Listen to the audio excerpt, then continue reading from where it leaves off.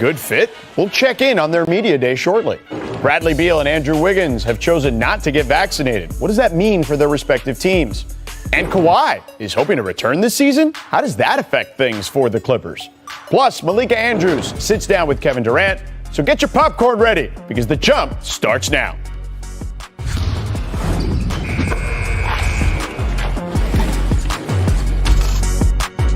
Hey, what's up? Welcome to The Jump. I'm George Sedano. Ramona Shelburne and Kendrick Perkins will join me here shortly. But first, here's what LeBron James said at Lakers Media Day today about his vaccination status.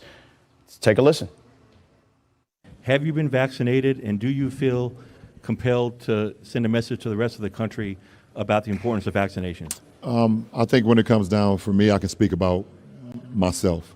I think everyone has their own choice to do what they feel is right for themselves and their family and things of that nature.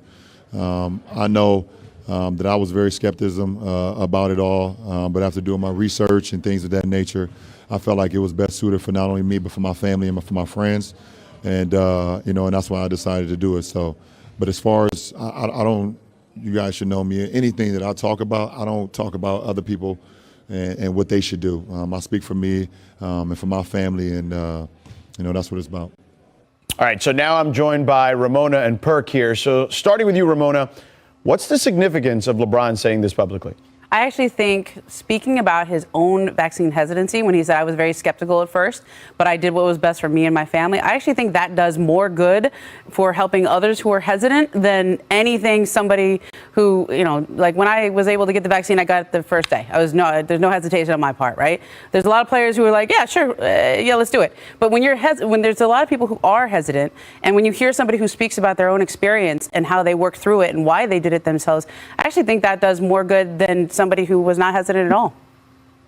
Yeah, I agree. Speaking on your own experience, especially when it comes down to the vaccine, because I was a guy that was real skeptical. I mean, my wife actually got the vaccine 6 or 7 months before me, before I finally went on here and did what I wanted to do, or thought it was best for myself and my family.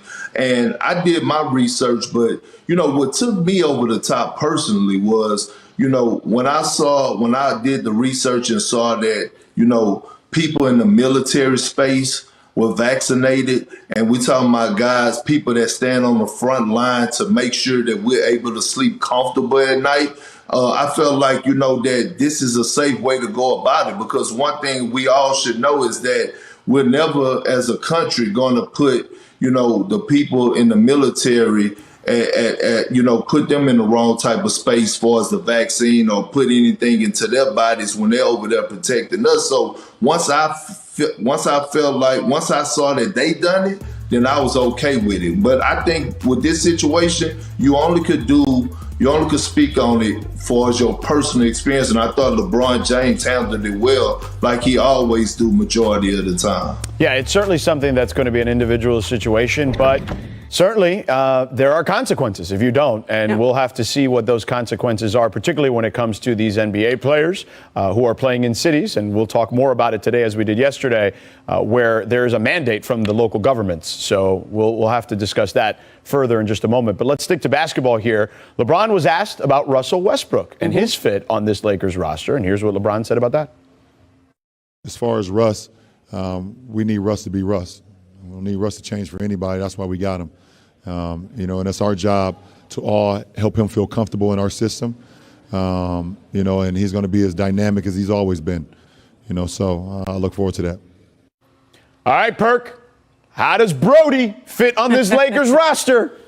Well, look, George, it's not how he fits, but it's what he's going to get, what he's trying to get accomplished. And right now, Russell Westbrook, when you think about his move to the Los Angeles Lakers to team up with Anthony Davis and LeBron James, to be honest with you, nothing else matters but a championship. It's championship or bust for Russell Westbrook. And he has an opportunity right now to change a lot of narratives about himself that people have been saying about him over the last few years, where he is not a starting point guard on a championship caliber team. He didn't win with Kevin Durant. He didn't win with Paul George. He didn't work with James Harden.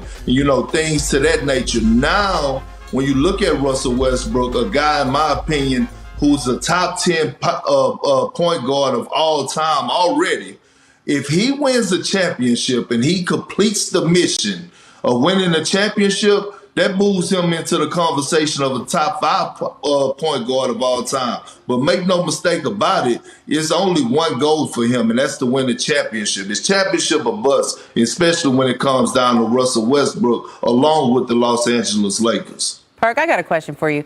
When do you think the last time Russell Westbrook has had a legitimate chance to win a championship? Like, what team was he on that you would have said they're a real contender?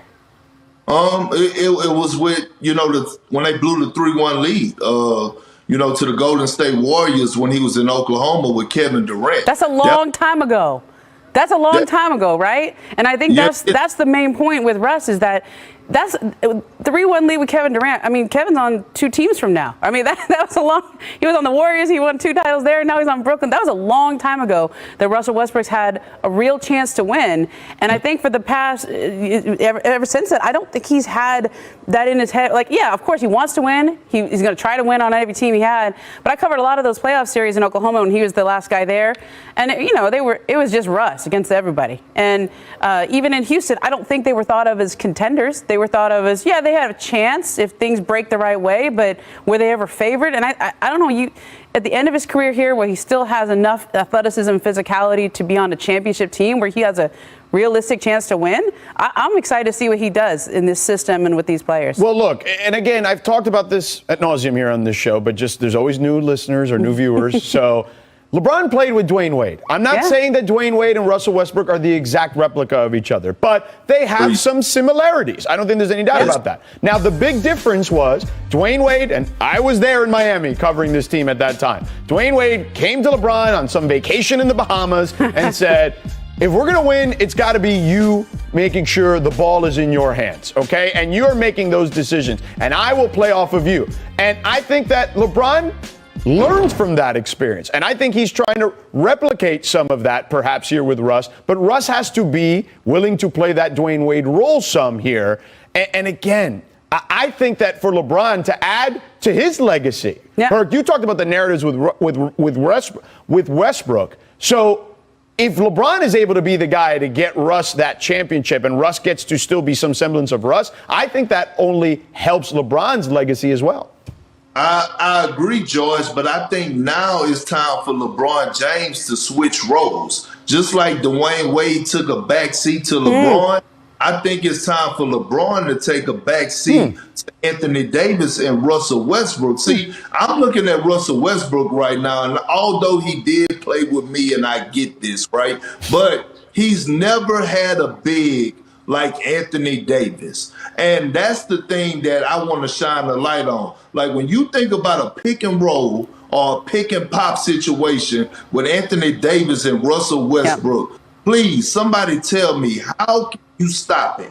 How can you stop it? It's just, you're talking about the most athletic point guard to ever play the damn game of basketball. You look at Anthony Davis, one of the most skilled power forwards to ever touch the basketball. Those two guys are the pieces. I think right now LeBron, not saying that he's going to defer being a third option. It's going to be some nights where, he's going to look like the first option guy. But I think he has to take that D-Wade role of Miami and let Russ and AD do their thing, which Braun has already showed us all that he's capable of doing, because the year that they won it, what he said, we're going to go through Anthony Davis. Yeah, well, that'll be fascinating to see, and certainly LeBron is more than capable of doing anything he wants on a basketball floor. I love how you said that you played with Russ and, he played with a big man like me. I like how you snuck that in there, Perk. Anyway, speaking of LeBron James, he spoke to our Lakers reporter, Dave McMenamin, today. Let's take a listen.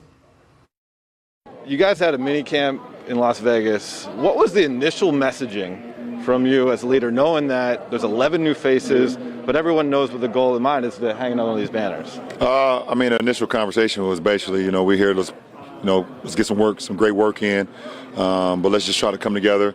Let's build some chemistry in a few days that we're here. Let's build some camaraderie, but this is the start of the process. This is the start of, putting in the work every single day, put some of the things that we want to do next week, but, come together, become a brotherhood, but it starts now. Last year, could have been an MVP season for you had health gone your way. Where's your ankle out now, and what were you able to accomplish with a lengthier offseason than you've had in a couple of years? I'm back to 100% as far as my ankle. I feel great, heading into camp.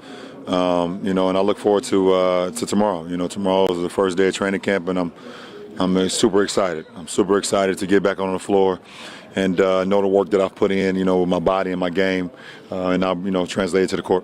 What type of foundation were you guys able to lay down together that first workout you had in the middle of August out in L.A.? The one thing that we all saw is the guys came in shape. Guys came in the best shape that you can be in without playing in NBA games, but guys came in ready to work, no one, was coming in, just saying, oh, well, we can use this opportunity to work ourselves into it. No, we got right into what we want to do. And, and that's just the first step, though. And we want to continue to build off of that. But it's going to be a long process. It's going to be a long season. And we look forward to everything, that's going to happen throughout the season. And Rob Pelinka says maybe you're in different shape. Lean muscle, I hear you've added, it's trimmed down. What's going on with LeBron James heading into year 19? No, just a guy that's very determined. A guy that's willing to do whatever it takes for his body to be in the best shape possible to go out and to dominate at a high level.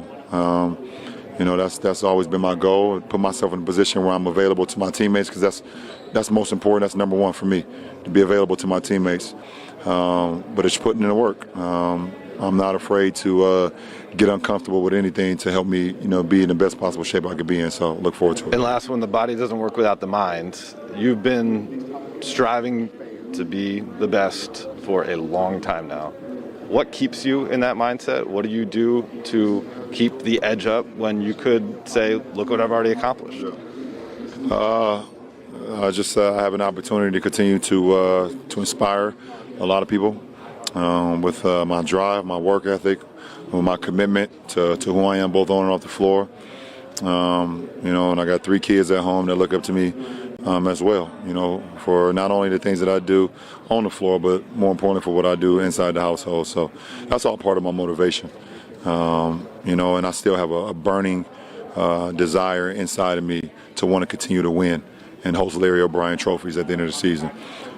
That is my goal. That's always been my goal, but the process I love the process more than anything, and hopefully I put myself in a position where I can do that at the end of the season. All right, more to come on the Lakers in a little bit, but coming up, with Ben Simmons looking to be traded, what do the Sixers want for him? Our own Ramona Shelburne is going to hang out with us and tell us next. But first, it's time for our distant replay from this date in 2018 featuring Ben Simmons. Coming up with a turnover. A great end. Oh, come on. Look at that. Oh, what a play by Simmons. That's like a horse shot right there. Yeah. That's something you see at like Rucker Park, maybe at an all-star game. He was going for his own dunk, but then passed it at the end there too. That's what's great. With Kendrick Perkins and Worldwide Momo. Ooh. And that was Giannis at Media Day talking about not being satisfied, obviously, after winning an NBA championship. It's been a little over 2 months since Giannis and the Bucks won the title, but for some reason, no one is talking about their chances to repeat here. So Giannis says he still wants that chip on his shoulder, and he doesn't care about trophies necessarily, but he wants to get better and win. So, Perk, I'll start with you. Are people sleeping on the Bucks? Yes, I do believe people are sleeping on the Bucks, and rightfully so, right, because of the Lakers and Nets. But I would not disrespect the defending champions. And when we look at Giannis, a guy who's the most dominant player in the NBA, and he has 2 counterpartners in Chris Middleton and Drew Holiday, who are all still in their prime. One thing about it is that anything can happen. And once you've been through the war, once you're battle tested and you know what it takes, the highs and lows, they have the experience now. They know what it takes. And right now, I wouldn't count the Bucks out. They're not my pick, but I would not just count them out, and I wouldn't be surprised if they repeat. Man, that is exactly what you want to hear Giannis say if you're the Bucks, that he's not satisfied, he can still get better, because he's right. He's 26. That's usually when players are entering their prime, and this man already has 2 MVPs and a Finals MVP. I mean, he can still get better. He can work on his back-to-the-basket game. He can work on his free throw shooting. And he's so good. George, he is going to pass Kareem Abdul-Jabbar this year for most points scored as a Buck.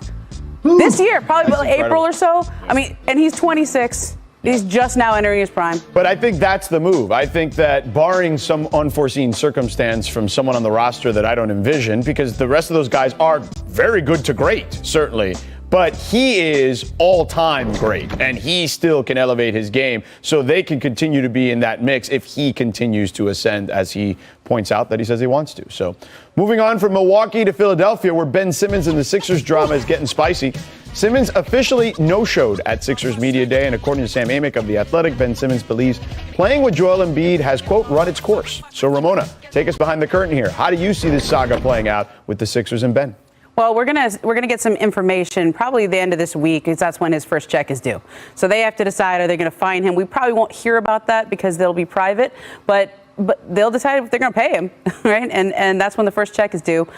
So that will escalate from there. But the Sixers are looking at this as, right now, teams are trading or making offers and discussing offers that are where Ben is probably at his all-time lowest value, okay?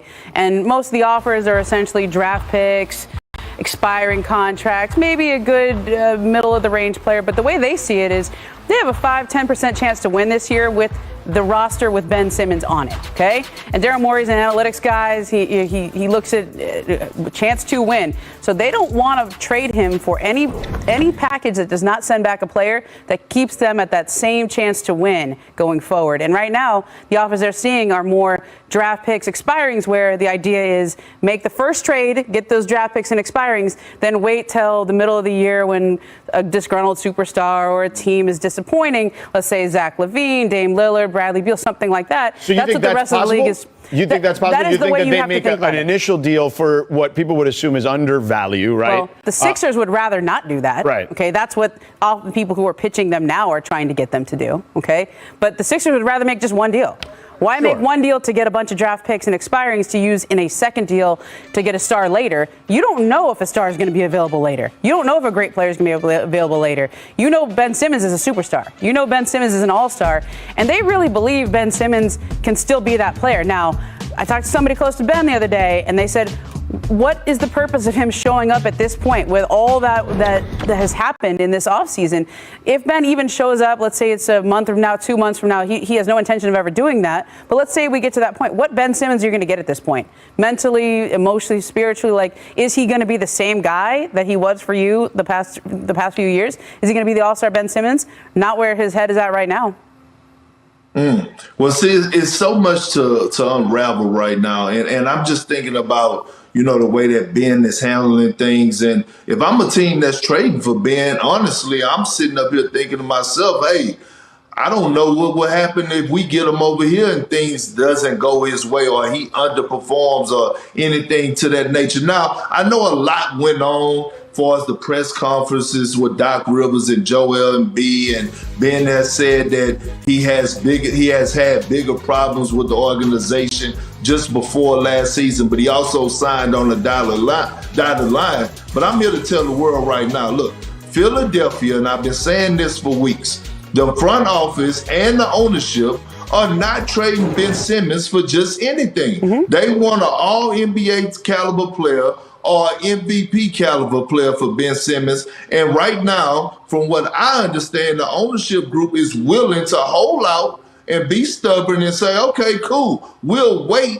until the perfect opportunity presents itself for the betterment of our organization. Because the way that they're thinking is, how are you going to, they're thinking like this, Ben Simmons, you played bad, and you want us now to go out there and you want us to take the hit. They're not doing it. So until they get a player that they think could come in and help them win right away, an MVP, all-NBA player, I think Ben Simmons is going to sit, and he's still going to be part of the 76er organization. By the way, Perk, Ben Simmons is willing to sit as long as it takes too. I mean, when you talk to people close to Ben, I say, okay, worst case scenario, it takes all year. Would he sit all year? And the answer right now is yes. Now, you could say that right now at the beginning of training camp. You can say that you're willing to sit all year if that's what it takes to go get traded to a team that you feel more comfortable on. But let's see what happens when you really start missing checks, when you really start missing basketball, when the league moves on without you. But George and Ramona, but I knew it was, and I said this last week, I knew it was going to get to this point, right? Where it was going to be that one ownership group or owners of an organization that's saying, you know what? No, we're not going to budge. We're not going to move to the beat of your drum.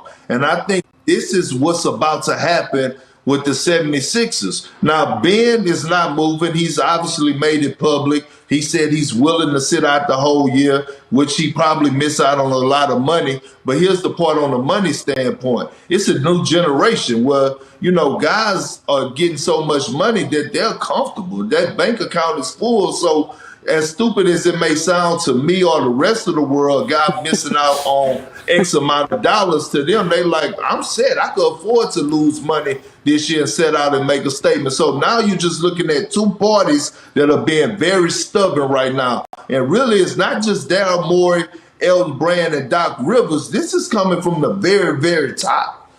All right, fair enough. It'll be fascinating to see how it all unfolds. All right, we got to take a quick break. But coming up, the Lakers loaded up this offseason. But who needs to sacrifice the most for this team to succeed? We'll talk about it next, right here on The Jump. What sense did you get from LeBron on his mindset here entering year 19? George, I think he's really energized. You think about it, this is his longest offseason that he's had in a couple years. And he told me that he was 100% healthy after that high ankle sprain really sabotaged last season for him and the Lakers. He was able to get back in the gym. I asked him about his initial workout with Russell Westbrook this summer, and he said from that very first time we got into the gym together, we could tell both of us our fitness levels at like an all-time high, and that meant that they were already ready to begin this thing back in August. So come October, you feel like they'll have not just their wind and their determination, but they'll also have the familiarity where the Lakers could make some noise again in this league. Dave, AD was injured last season, obviously, and Frank Vogel's talked about how he looks like he's in great shape. What kind of shape do you see him in, and is there any pressure on him entering this year?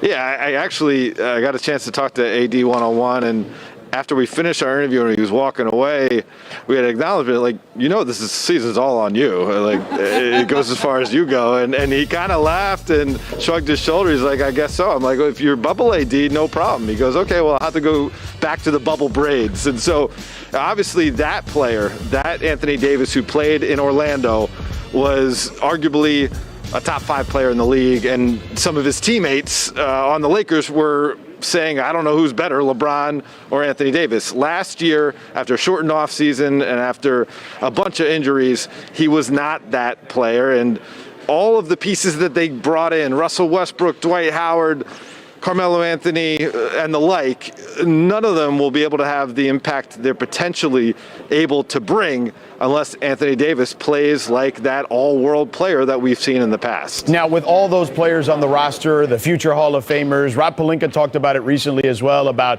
you know, being unselfish and the sacrifice. And look, LeBron, of all players on this roster, understands that, having played on some big threes in the past with a lot of Hall of Famers. Do you get the sense they're ready to make the necessary sacrifices as a collective to win a title?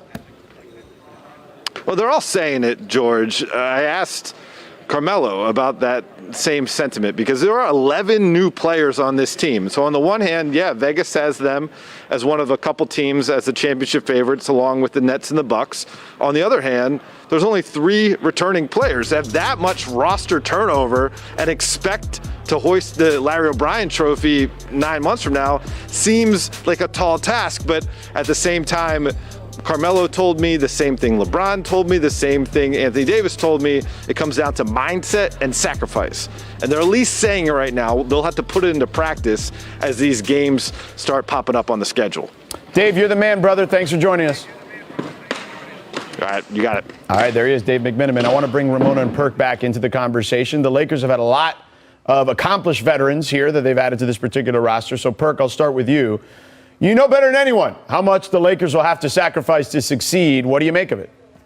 I mean, look, sacrificing for the Lakers is going to be easy. We're not talking about a group of young guys. We're talking about a group of guys who's already paid, who has accomplished everything that they needed to accomplish individually. A lot of guys on veteran minimums. And I guarantee you that they had these conversations before these guys were signed that, hey, you may not play certain nights, or this is going to be your role. And they know this. When you have guys of that age and they come together, they know the one goal is a championship. I was on a veteran team with Paul, Ray, KG. All of those guys had to come together to sacrifice because they know that they had to get a championship to really put them in a different, atmosphere, stratosphere for as their career. And then when you add a guy like Dwight Howard who knows what it takes, Rondo, Carmelo Anthony, all those guys know. So these conversations already been had. So now when we look back and say,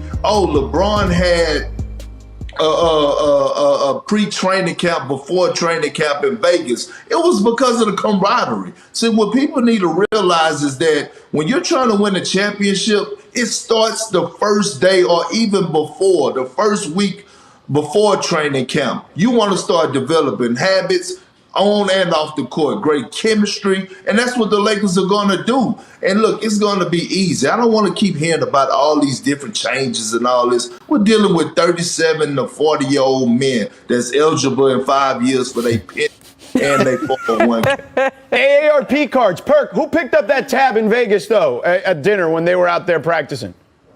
I don't know. I know it wasn't Braun. It wasn't. He's so cheap, it's ridiculous. Probably AD, right? He's been paying for his own. He paid for the wedding. Everybody ate there. Look, I was driving in here this morning, and I heard Dwight Howard on the radio doing his interview, and it was almost, George, like last year didn't happen. I know they have a lot of new players, but the core group of that championship team, and it feels like it's back. It was like Dwight's back, Rondo's back, Braun's back, AD's back. And if you close your eyes, you just pretend 2021 didn't happen. It was a bad year for the Lakers, and this year feels a lot like the 2020 year where they won, where Bron had got knocked. He didn't make the playoffs. He was injured the year before. He went and filmed Space Jam. He was on this. He was in the gym every morning at 6 o'clock in the morning. I feel like we're just reliving the 2020 year, and 21 didn't happen. And I believe the Lakers have a ton of talent on this roster, and when you give LeBron James that kind of rest, we saw what happened the last time. Championship is what ensued after that. But Dave is right. It's on AD. Yeah. I don't think there's any doubt about that. All right, let's get to some controversial comments from Media Day yesterday. Warriors forward Andrew Wiggins and Wizards guard Bradley Beal made their resistance to the COVID-19 vaccine known. Here's what each of them had to say yesterday. Let's take a listen. I'll say something when I'm ready. The only thing the media has done is kind of make it bigger than it has to be. So, like I said, I'll say my side of everything when I'm ready. I don't work on y'all's time. I work on my time, In terms of bigger than it has to be, I mean, you stand to lose a lot of money. And it's my problem, not yours. Okay. Every player, every person in this world is going to make their own decision for themselves. I would like an explanation to, people with vaccines. Why are they still getting COVID? If that's something that we are supposed to highly be protected from. That's funny that, it reduces your chances of going to the hospital. It doesn't eliminate anybody from getting COVID, right? So is everybody in here vaxxed? I would assume, right? So you all can still get COVID, right? As for the issue of vaccine mandates and why they aren't happening around the league, NBA spokesperson Mike Bass said in a statement Tuesday, quote, a vaccine mandate for NBA players would need an agreement with the Players Association. The NBA has made these proposals, but the Players Union has rejected any vaccination requirement, quote, end quote. Ramona, what is your reaction to the comments from Beal and Wiggins, given that there won't be any vaccine mandate from the league? Well, I think my reaction doesn't matter. It's more of his teammates and the people he's around every day because they're in close contact. And, Baxter Holmes had a good story the other day saying a lot of staffers who are on teams where there's not 100% vaccination are leery of working with players, or they're uncomfortable working with unvaccinated players. And look, if I go cover a game, I'm going to have a mask on. Most of those people around them will as well. But if you heard what Steph Curry said, where he just said, it's not ideal. Steph Curry was asked about what it means for the Warriors if Andrew Wiggins is not allowed to play home games.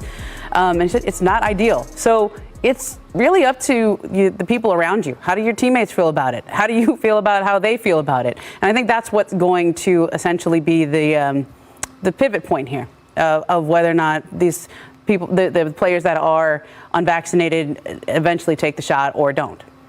Well, you know what? Here's the problem that I have, right? And to each his own.